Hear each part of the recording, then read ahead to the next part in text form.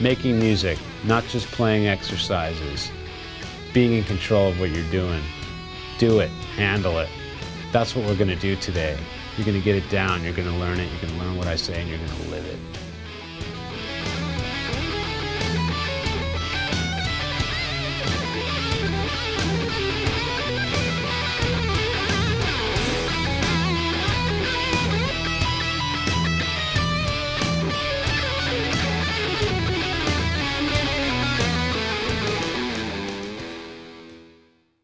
Before we can start, we've got to make sure we're in tune, so I'm going to give you an A chord.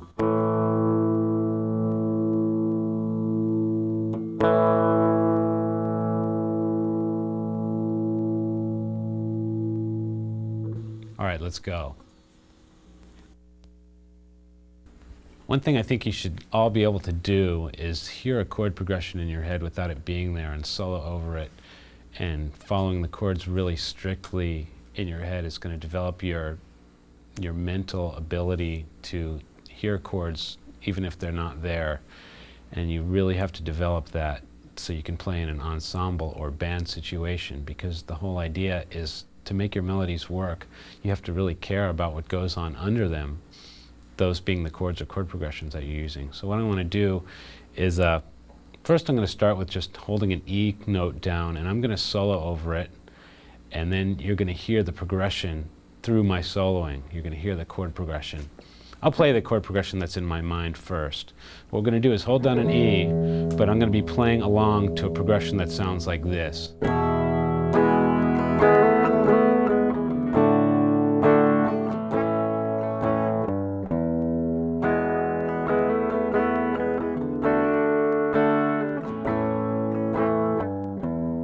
I'm going to make it really obvious what chords I'm playing over by the soloing. So like you can almost hear the progression through the melodies that I'm playing, and make it really obvious to you what's going on here. Okay, so check it out.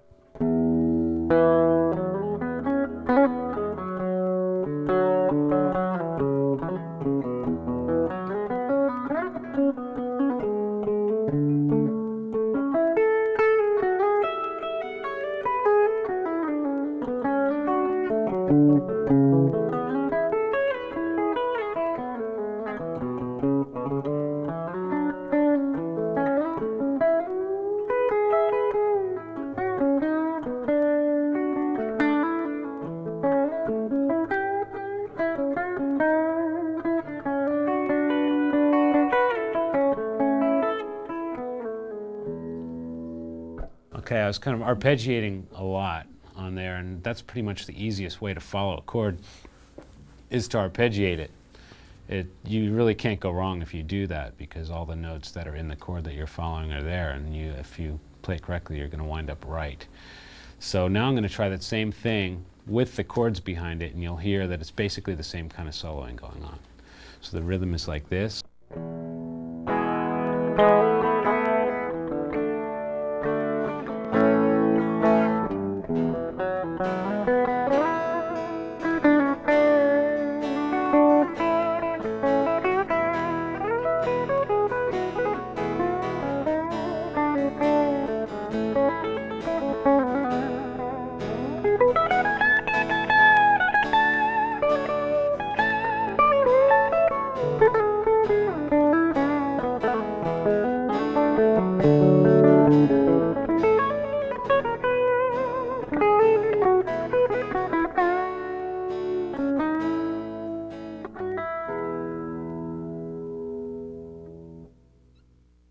Okay, you're probably wondering what's going on through my mind, besides probably food or something like that, while I'm soloing like that.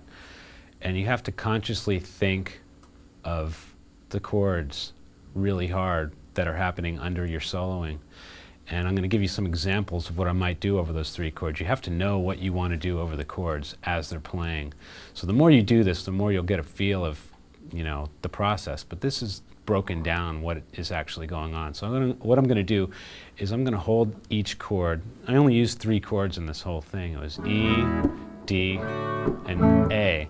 And since it's such a simple progression, I really want to make the differences of each chord stand out more, because they're so basic and they're so commonly heard together the more I can emphasize the fact that it's a chord change in my soloing, the better it is, and the more unique and different it's going to sound. So let's see all the things that we can do over each chord. So what I might do to start out with is like arpeggiate something like an E major arpeggio, and that gives me a lot of room to figure out what to do.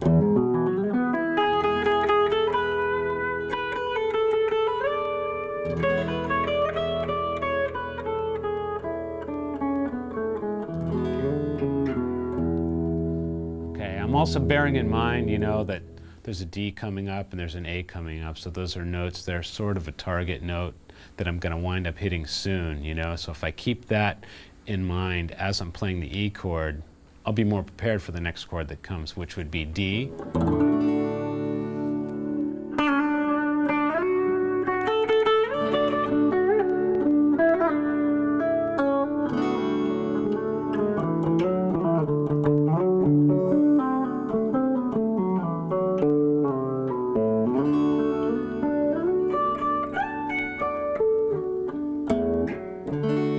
You can always be safe with an arpeggio of a chord, you know.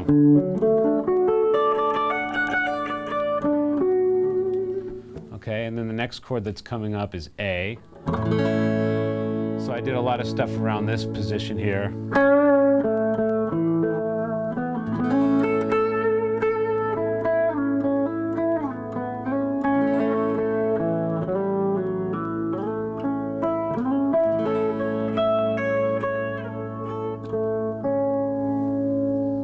What I'm going to do now is I'm going to kind of talk while the progression is going on. I'm going to explain where my target notes are as the chords are happening, and this is what's going on through my mind and what you should be sort of thinking of as the chords are flying by. So what I'm going to do is have the progression go by. I'll show you what's going on in my head. We'll do it really slow this time so we can get an idea of what's happening.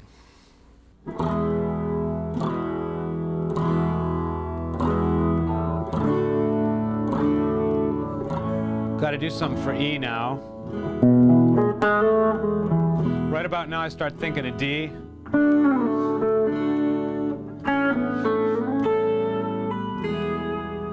Give me a little break. The more I sustain, the more time I have to think about the next chord. Got to get to E.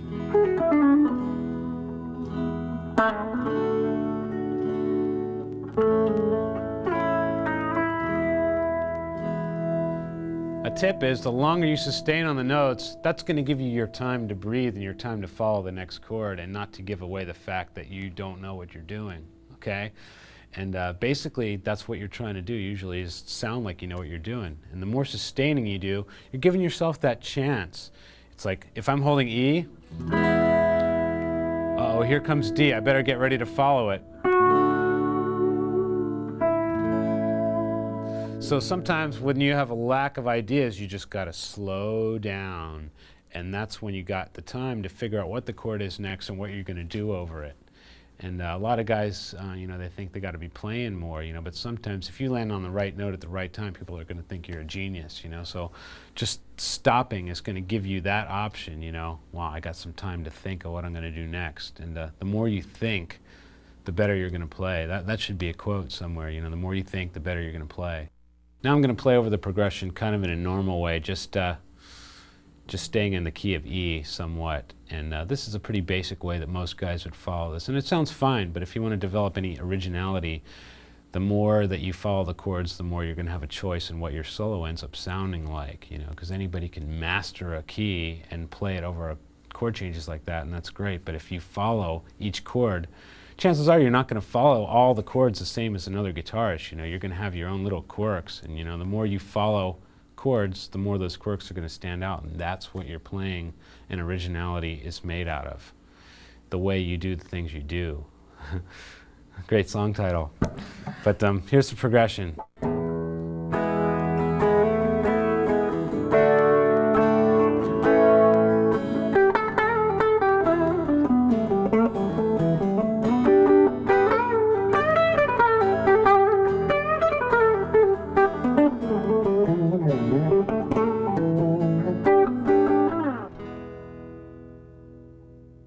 Here's what I would do in the same situation.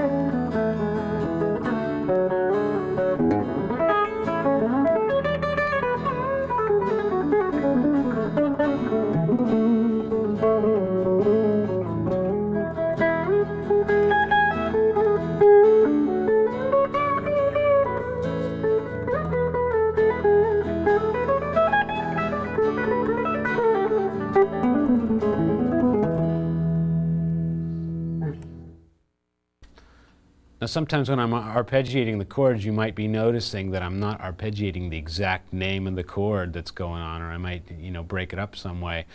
A relative chord is sometimes nicer part of it, like say for the key of E, a relative chord would be D flat minor, so if the E is playing, I could play a D flat minor sort of chord,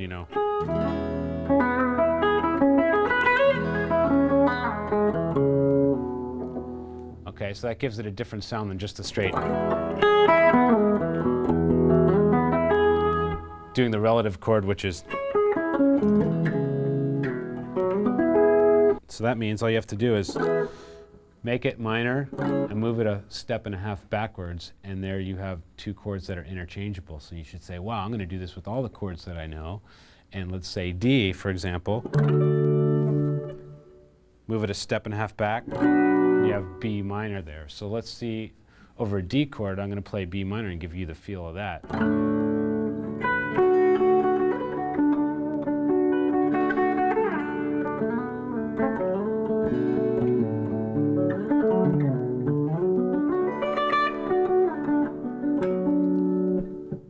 Kind of gives a real pleasant sound too. It's a little bit different, and if you break into it for just a second out of something normal, it's going to really stand up and give you some attention. The more knowledge that you have, the more control you're going to have, therefore the more aggressive you can play, and you can play the notes like you mean it. And it always comes across when a guitar player means what notes he plays, because he really digs in and you can really tell that he feels it and he knows what's happening. And so you really want to try to learn as much as you can about the notes that you're choosing, and then you're going to just feel a lot better about which notes you do choose, because you're going to mean it and you're going to play it like you mean it. It's just going to come out all that much better. And I'm going to use distortion to play, real aggressive stuff, and usually you want to have distortion when you're playing aggressively, so that's what I'm going to do, and you're going to check it out. All the concepts that I talk about, they're going to come through, and you're going to realize that everything that I've been talking about with clean tone and all that, it's all the same. It's all melody. Melody is all you're doing. All you're doing is making music. And you can play it really aggressive. You can play it quietly. It doesn't matter. The only thing that matters is that you're aware of the notes that you choose.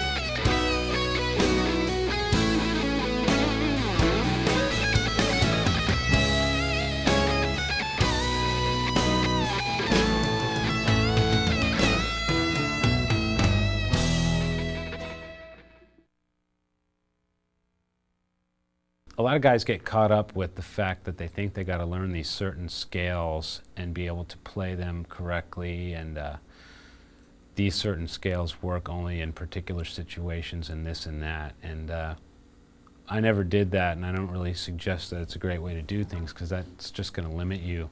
The way I kind of developed my own quote-unquote scales is I kind of made them up, and you can make them up yourself.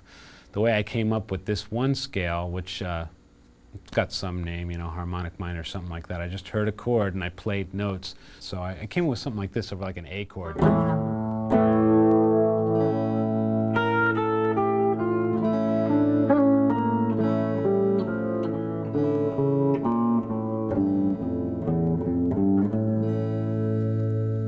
I kind of just took one note at a time and said, wow, this note sounds cool here. I tried it like this. No, I didn't like the way that sounded. I keep, you know, eliminating notes until I got it into a form that I liked.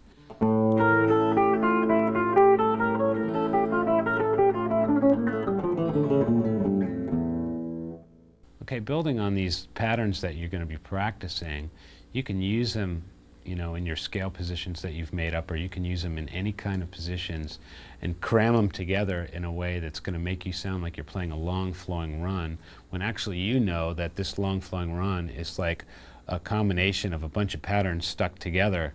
And if the patterns aren't exactly the same, then it's going to sound a little bit more interesting and more flowing. If it's all the same, it's going to sound like, it's going to sound really obvious to the listener what you're doing. Like if you say, say you do a straight triplet run, like say,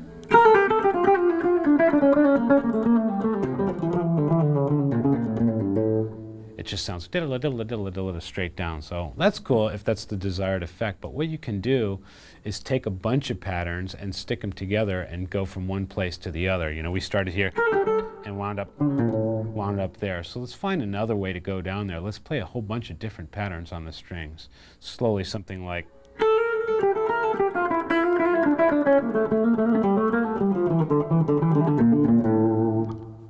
So each one of those little sections could be practiced separately. And say you do this one separately, like a little 5 pattern, and then you could say, okay, I'm going to do this 5 pattern for this little position here. And then when I want to cover the next 2 strings, you could go something like, that'd be like a 7 pattern. So we'll go from the 5 to the 7 pattern.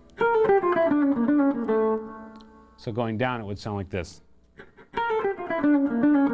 Let's find another cool way to get the rest of the way down the scale. So we've done this.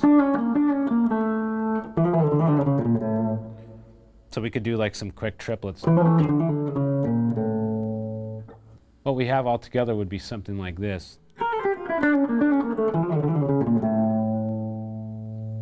So it's a little bit more interesting to break it up sometimes, you know, than to just do a scale pattern all the way down. You want to be able to have the option to do both, though. So the first option was practice the long form thing, a big long scale exercise.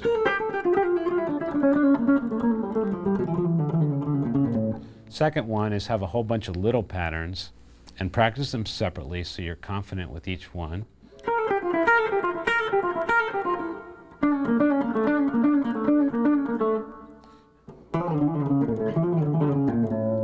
And you can like break it up in a way where you don't have to do just one of each. You can do 1 and 1, 2 of the other, 3 of one, this and that. And you can make it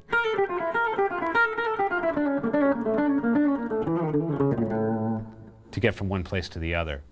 So that's a little bit more interesting. And that's kind of how long runs are. I mean, whether they're consciously thought up or not, the long runs are made up of little patterns, which each one should be practiced separately so you're in more of control. That's so important, control. Get control of the notes that you play, because that's the only thing you have control over. You know, you can get your technique together, but then you got to have control over your note choice. That's what's going to make you sound different than someone else, because you can control yourself from sounding like someone else. You got to have control. The key word here is control. Now I want to try a progression that's a little bit different in sound, and the same concepts apply, you know, following the chords and all that, but let's try to get a different sound from those other ones that we had before. Progression's going to look like this: A minor, D minor, then F, then E. So what we have is 2 minor chords and 2 major chords, okay? But it still has this kind of sorrowful sound going on here. And we want to follow each chord. Of course, we can obviously follow all chords by staying in the key of A minor. We could do that, and that'd be just fine. But that would be like what I was talking about before with like what other guys do all the time. We want to follow each chord to the best of our abilities. So I'm going to give you an example of following these chords, and then I'll start explaining what has gone on.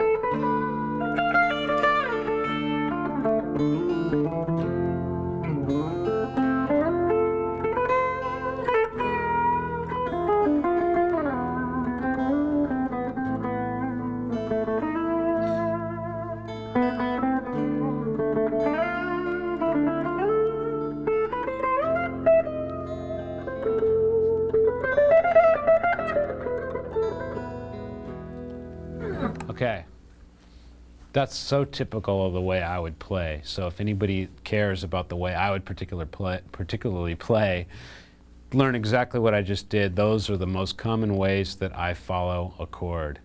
These chords that we just played, that's just what naturally comes out. And let's start to break that down a little bit. A minor chord comes up. Basically, you can use your notes in your A minor scale or A arpeggio. A minor would look like this.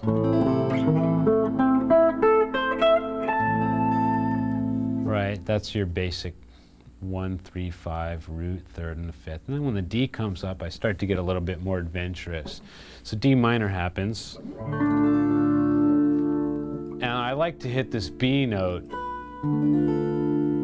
over D minor, which has a really exotic sound. So I like to target myself to that D note. So say I'm playing in the A minor part and I'm going. And then I know the D's coming up, so I try to get to a B really quickly. Because I know what's coming up, I know what note I need to hit, so I try to get it somehow. So D is a real common note for me to hit over that B is a real common note for me to hit over that D minor chord. And also I like to hit F over that, which is like it works nicely in the key of D because it's a minor note. And it's also nice to go to that note because it's not so great to hit that particular note over A minor. Because if you got A minor going, it's not really nice to sit over that note in A minor. It's nice to pass over it, but it's not really nice to sit on it. But when D minor comes, it's totally great to sit on that note for a while. So that's a fresh note that you haven't really sat on and used up too much in the chord before. So if you think about that, say now it's okay to use that F note and lay on it for a while. That's why I kind of break into that note commonly over a D minor chord. And then the F comes up, the F chord.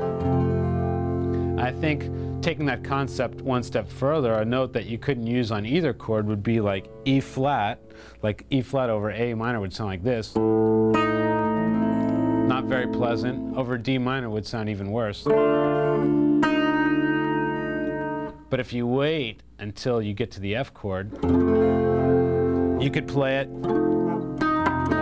and just act like you're playing an F7th over there, you know? You can just go, it's like, oh, I meant to hit that weird note. I meant to hit that note there, you know?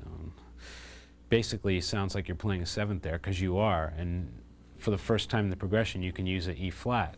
So I like to break out that note because it's fresh then. So I'll commonly go to that E flat there over F, and then E comes. There's a lot of different things you can do over a major chord in a minor progression. What I did probably the last couple times when I just improvised was kind of subliminally throw in a diminished over that. I probably soloed like a diminished thing.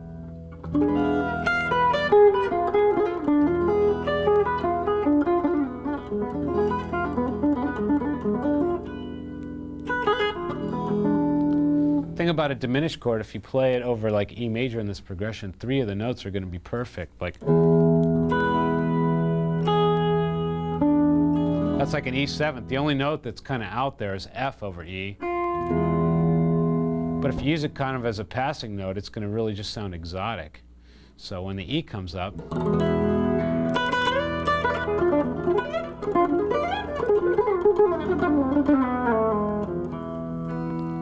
so typically I might break into some kind of diminished feel there. So that's just kind of some of the thought processes that happen when I'm playing a progression like that. And that's a really good one to like just tape and loop it for a while and solo over, and then get a feel over what the notes are going to sound like over the chords. When you're confident about the notes that you choose, you can just bang, hit them like you're just rip someone's head right off with it. You know, if you're aware of the note, that's all that much more strength you're going to have when you dial into that note. You know, so just be aware and wake up.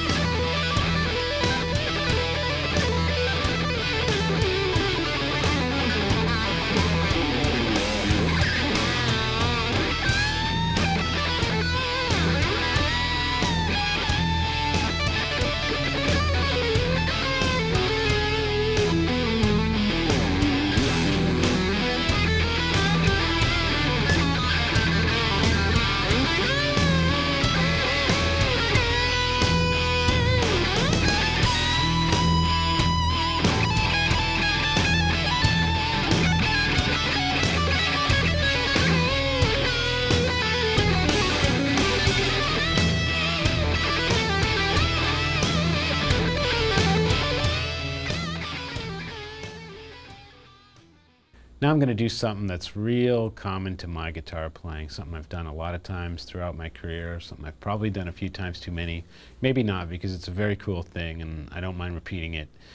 And it goes like this. I'll take a theme, a melody, and I'll have a chord progression under it, and then I'll play that a couple times, and just when the listener understands the melody, I'll arpeggiate the chords under the chord progression, and I'll play that along with the melody, kind of like a counterpoint. And it kind of builds up that way. So here's an example from the album that I've just recorded, and this is kind of a rough tape going along that's got the melody, it's got the counterpoint, it's got the arpeggios and the chord progression, and we'll listen to it, and I'll play along with it, and also I will explain what goes on and how to do it, because it's really quite simple and it's quite effective, so check it out.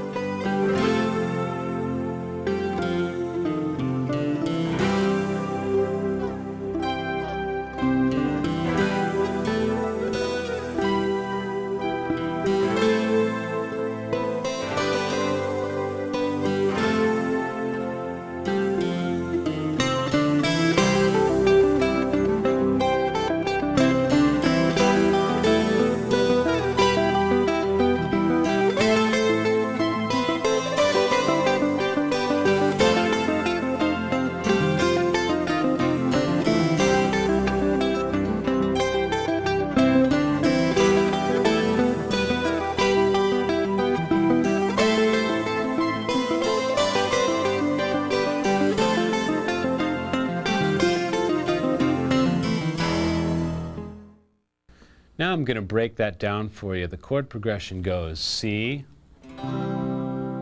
then E minor, and then for half the time it's A minor, and then G, then F. That's the whole thing. So the melody looks like this: 2, 3, 2, 3.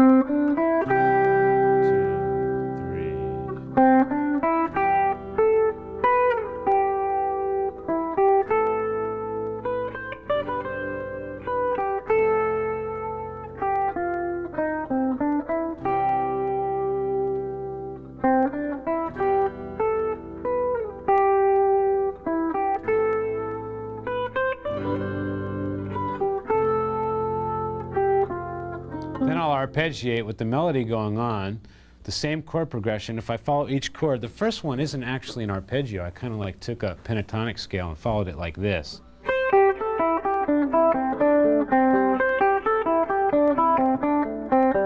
So that sounds really nice over a C major chord.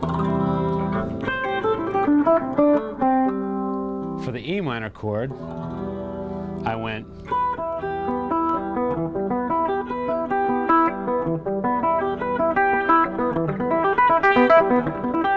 these things all separately make great exercises too to practice and try over different chords and different chord progressions, but I'm just showing you the ones that I used. So that's what I used over the E minor, I did that. And for A minor, I went like this. The same pattern, but only once around because it was half the time in the progression, and then comes G.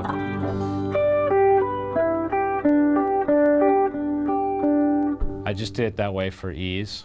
And for the F one, I followed it like it was an F7, because going back to what I was talking about before, over hitting that 7th note, I can finally use an E flat over, that's what that is, an E flat over the F chord to make it stand out a little bit.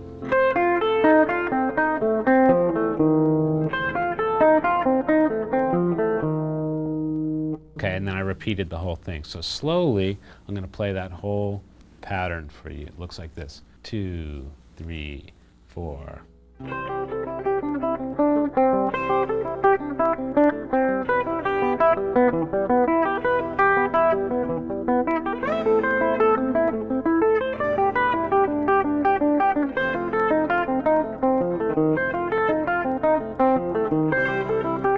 And so on.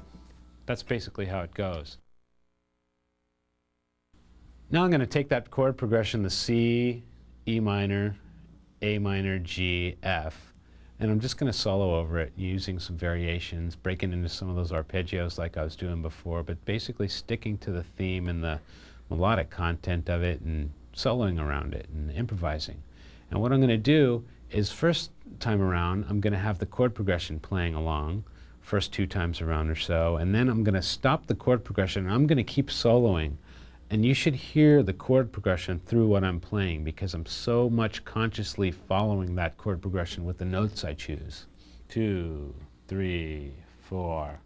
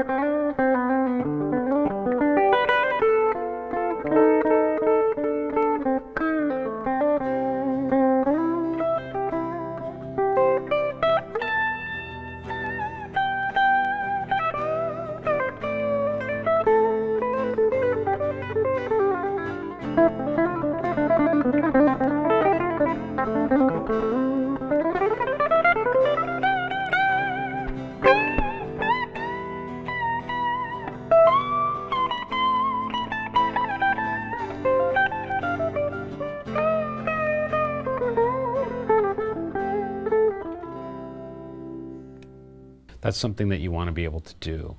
So you don't need a backing guitar all the time to solo and practice over progressions. The only thing that matters is the progression that you're playing over as you're soloing. I can't stress the importance of that because that's the whole point of soloing, is you're soloing over something and you're an ensemble in a band or whatever, playing music.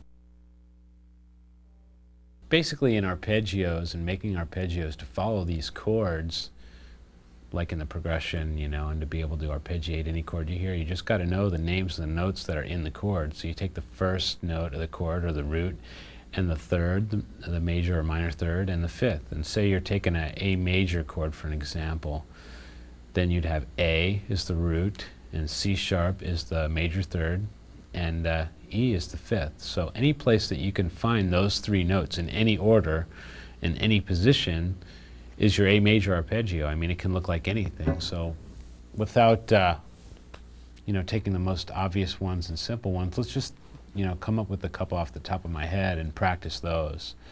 And let's find an A here.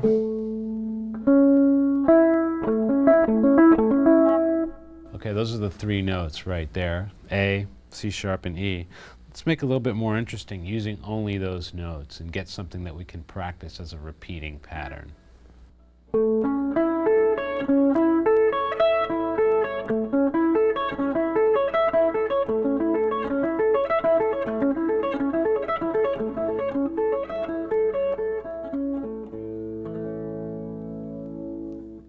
Okay, let's try this other arpeggio here. Let's try C major.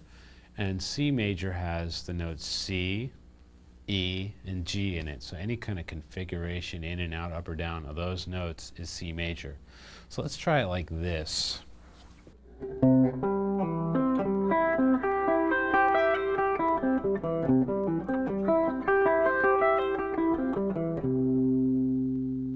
I'm finding that I'd like to have an easier or more interesting way to come down on that arpeggio.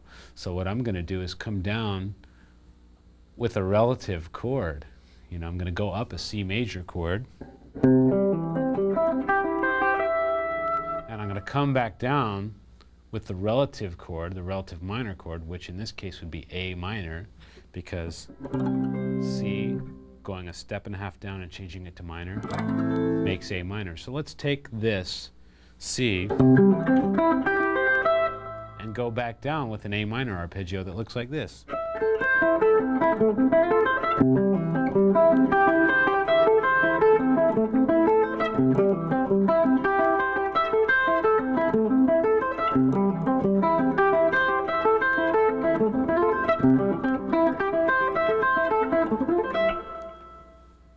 So it's kind of an interesting way to make something that repeats. You know, the whole point is when you practice an exercise that it repeats, so you can like gauge your speed on it and your cleanliness of it by a metronome or something like that. So it's got to repeat, and it's got to repeat somewhat evenly so you can figure out where the beat's supposed to be in it. So just any kind of thing with an even number is basically easy to start out with. So that's a good one to do right there. Up C major, back down A minor, and so on. A way to practice that with a metronome is evenly, and the whole point of metronome playing is to develop your evenness. So that's the thing that you want to keep in mind. You already know what the notes are. You're going to play them correctly. Now let's make it really even. So what you want to do is get a metronome speed that's slow enough that you can play it clean and evenly. So let's get sort of a metronome sound going here, and I'm going to play this lick that I just played along to it.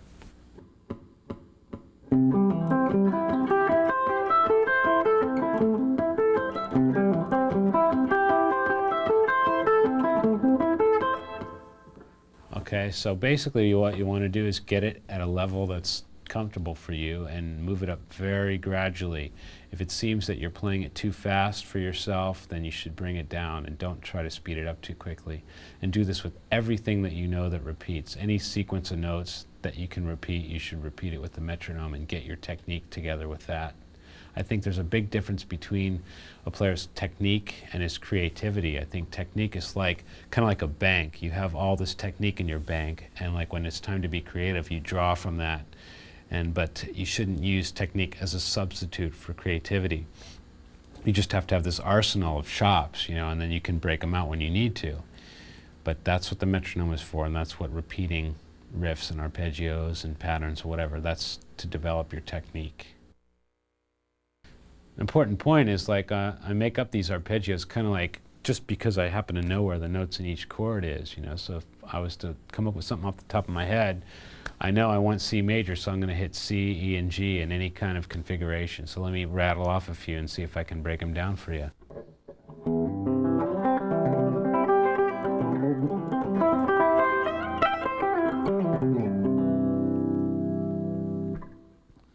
Basically, I went up sort of like this. I started on a low E, like.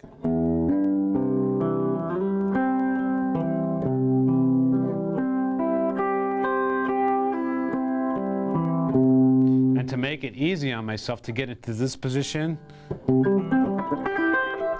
I went like this, from here to a note out of the arpeggio, D.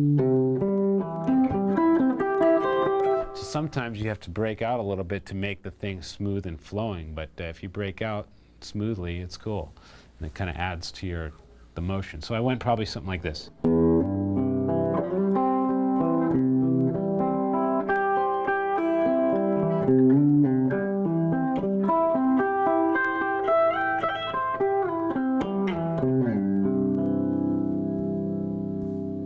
Now you could, you know, variate that anyway. I mean, anywhere. You could just change it anywhere. When you're up here,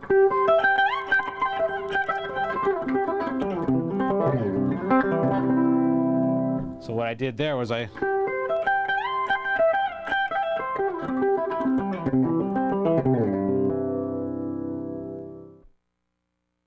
picking for me is a very touchy subject because I basically don't really have a clue to what the hell I'm doing. I don't have a set pattern that I use over everything, which I kind of like about my playing, because then everything I play tends to sound differently. I use a different picking pattern for almost everything I do. So when I play a fast run, it might sound a little bit different from another fast run because I don't alternate pick everything the same, or I don't up down and down down up pick everything the same. I have different patterns that suit each lick differently, and I kind of purposely have done that, and I kind of didn't purposely do that. I just don't like the sound of, you know, some guys have this alternate picking going. They're really good at it, but whenever they break into a fast lick, that run, doesn't matter what the run is, it sounds the same. I mean, they could be playing a completely different passage, different phrase, but the way they pick is going to make it sound exactly the same. So I try not to get any kind of picking patterns that are just going to be the same for everything. So let's take as an example that thing that I just did.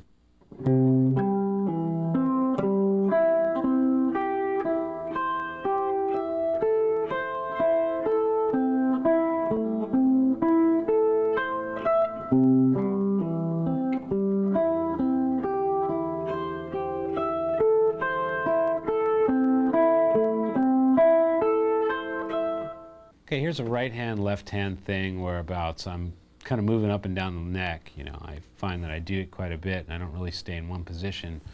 I'll take a pattern and I'll move it rather than staying in a box or a position with it. So let's take a little picking pattern and move it around and check it out and see what's going on.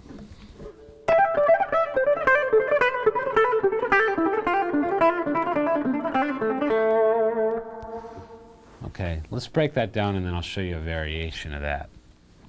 What I did was I took notes that are sort of in an A scale. I didn't really have any strict kind of way to follow any note pattern. I just did what looks easiest for the fingers. And I took a pattern that was like this.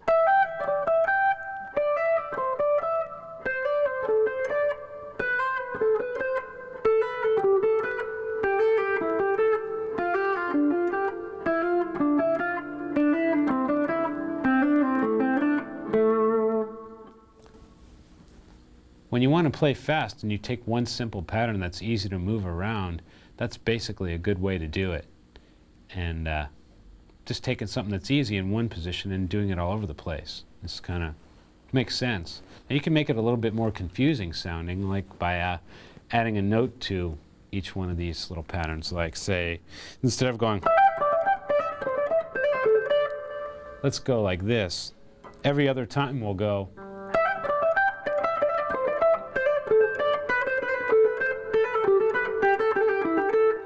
So quickly it'll sound like.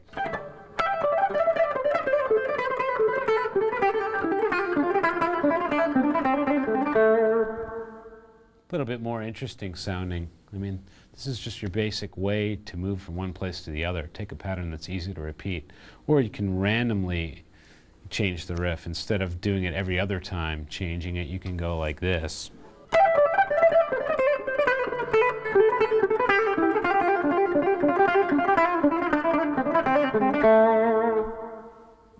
If you make these things separate, they're going to sound cool and they're going to sound smooth, and you can practice them separately. Now the riff goes like this. One of them goes like this.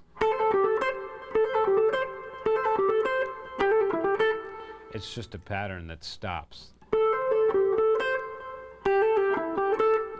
And to get a good attack on this type of thing is start it with a downstroke every time.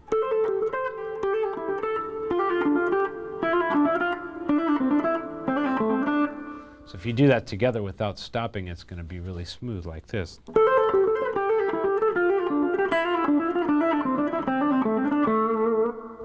And then the variation is a lick that goes like this.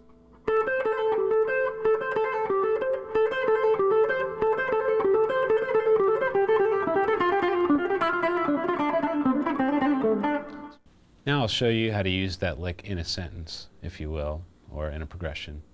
And kind of basic patterns, moving it around, up and down, like I just did, and how you would apply it into a normal situation. 3, 4.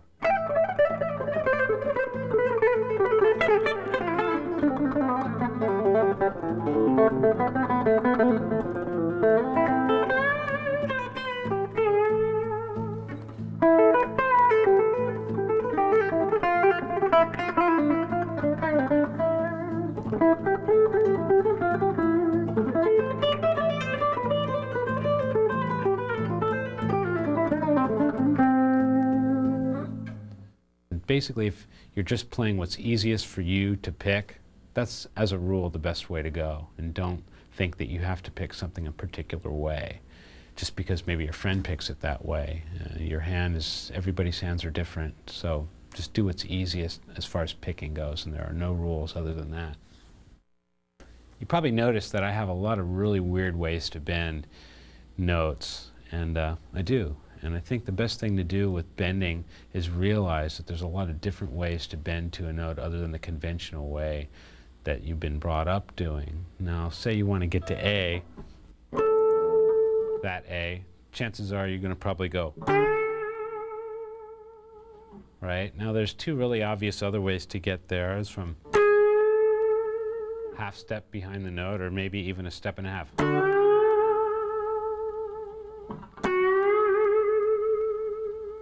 As long as you get the pitch correctly, it doesn't really matter where you bend from. And there's a lot of different ways to phrase a bend in your vibrato and make it sound a particular way. You know.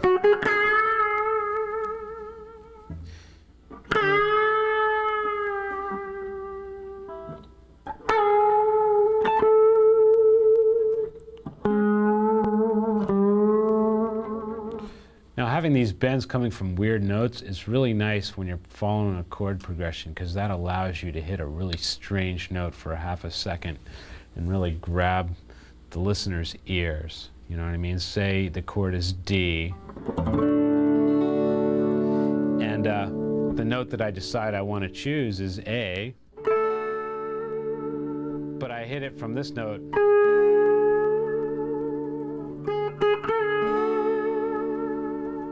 It's got a really attention-grabbing thing. I mean, if you play D and I hit it from here, it's real normal, but if I stop on this note, I'm really going to get your attention, because that note for that split second sounds really awful. You know, you've got D and A flat together. Not something you want to hang out on for too long, but if you get into pitch correctly, quick enough, it's going to sound really nice. And let's try a lot of different ones. Keeping the chord D, let's take a bunch of different target notes and hit them from strange notes.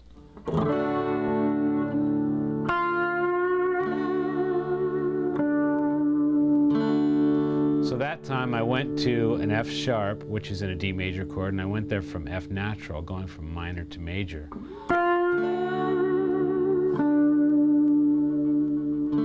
And now I'm going to go to the root from a D flat, which is the major 7th, I'm going to go like this.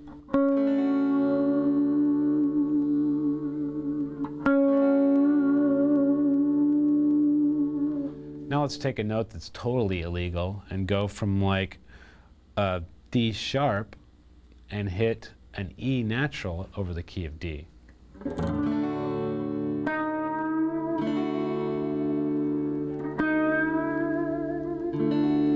That's kind of tricky because you get to a note that's like still interesting over the chord, but you start from a note that's totally hellish. So you can take the D sharp and bend to like even a major 3rd, go all the way from a D sharp to an F sharp, and you get something like this. That's really drastic. That's about as drastic as you may want to get. You can take something also like, say, an A flat and go to A. Pleasantly enough. Now building up into this, let me show you what you want to do with this. You don't want to do this all the time. You want to break into this when you have a target note, the note of choice that you plan to hit. So if the chord is just D strumming constantly, I'll play something normal and then I'll break into one of these notes.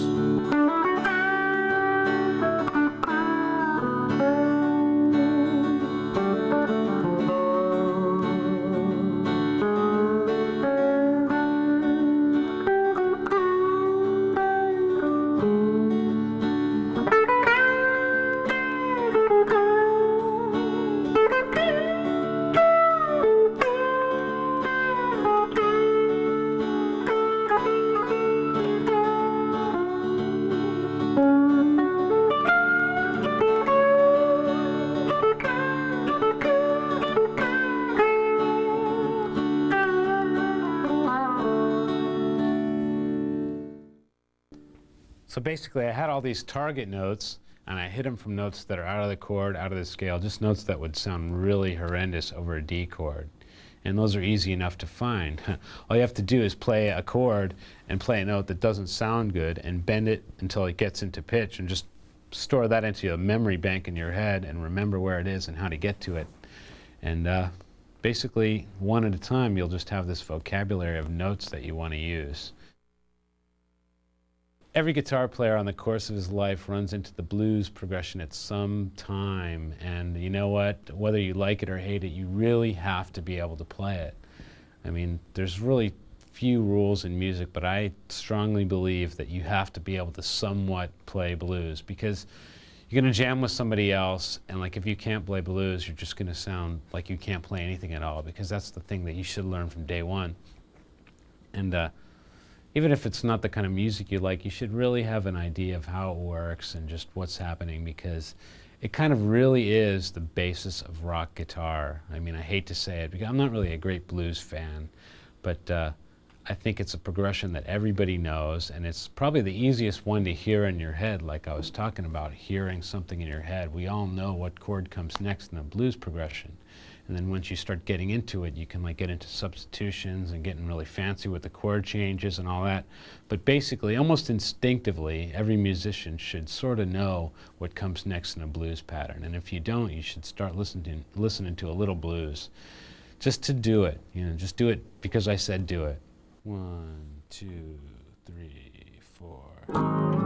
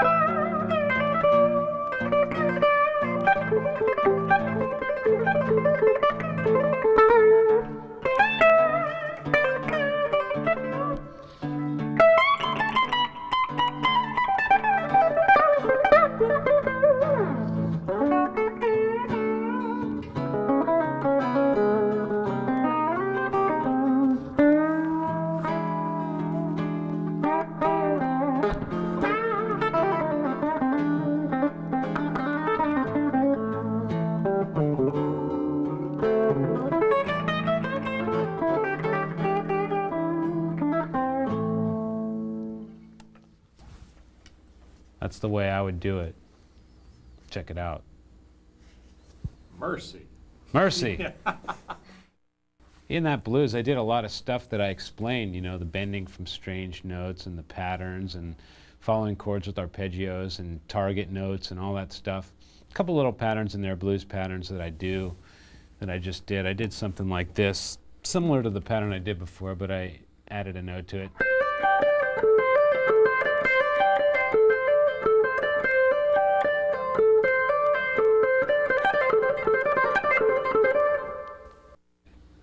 Here's a chord progression that's going to pretty much combine a lot of the factors that I've been talking about, and it's a longer progression. And you know, when one tends to want to just follow a chord progression with one key or one scale that fits over all chords, you really want to stop and say, well, if I work a little bit harder, I can follow each chord. If I really think, and if I play really slowly, I'll have enough time to change chords with the progression.